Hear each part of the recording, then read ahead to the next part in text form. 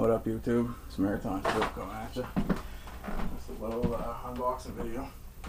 I obviously already unboxed the thing I was going to unbox, which is the last Stroud SK Desert folder. First impression so far, feels good in the hand. Substantial when you're holding it. Love the leather, love the rubbery grip it's got going on here. Same with the SK Arctic, if you're at all familiar with that. The other last one of the other last Stroud signature knives, like Camillus. And like I said, going along with the same rubberized thing, but I like the color. You know, survival stuff. You set it down and then you don't have it again. You know, like he said on his video, he could have made them camouflage. They maybe it would look cool, but you know, you're going to be able to find that if you drop it. One of the main features that why I like this knife, why I wanted to get it, is you can never have enough implements to get fire, to be able to affect fire. And for a folder, this has, bear with me here,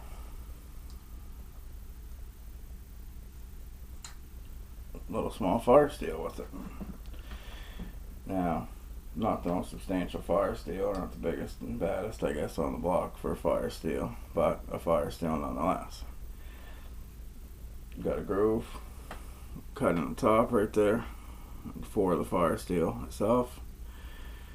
You know, give her the flick and away you go. Now for a folder, that's a great idea, I thought, because that's something you'd carry your EDC it or carry it every day.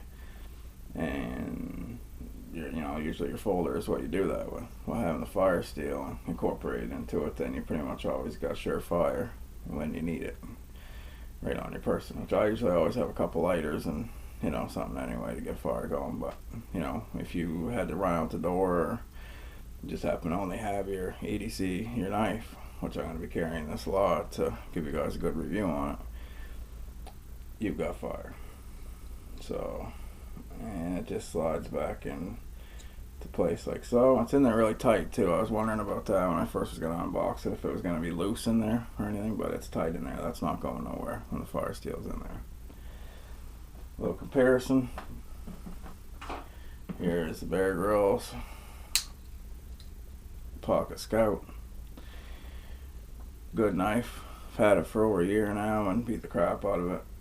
Still keeps a good edge. Still does everything I needed to do, but the only thing I have found is a clip with a little lackluster on it. I got in the car and got it caught on the seat belt, and it bent the clip out quite far. And I mean, it's an easy fix. Take it Allen key and, you know, a hexagon Allen key. Take it off, bend it back in the shape of the vise or whatever, and put it back on. I haven't done that yet, but I mean, that was the only bad thing I can say about this knife. But one thing I've been looking at here, when you hit them side by side, the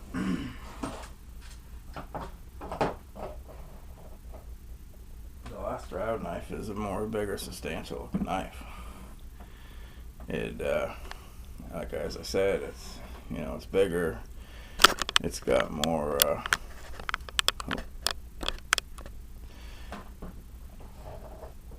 It's beefier. It's got the blade thickness, to me, is a big deal. It's got a thicker blade, not by much, but it is thicker. Also with the fire steel. Now with the Bear Grylls knife, that's why this little rope or metal chain lanyard's on there. I always put that Coughlin's magnesium strip on the back and I put it in my jacket. So then that goes on there, but with the last Stroud knife, you've already got that. So size comparison wise, like I said, the last Stroud's better beat a little bit. Stainless steel locking mechanism, and so it's rugged. It's not going to come apart in there on you, I would imagine, unless you beat her up pretty bad. But like I said, these last Stroud knives, I love them. They're really grippy, real grippy, and the same with the folder.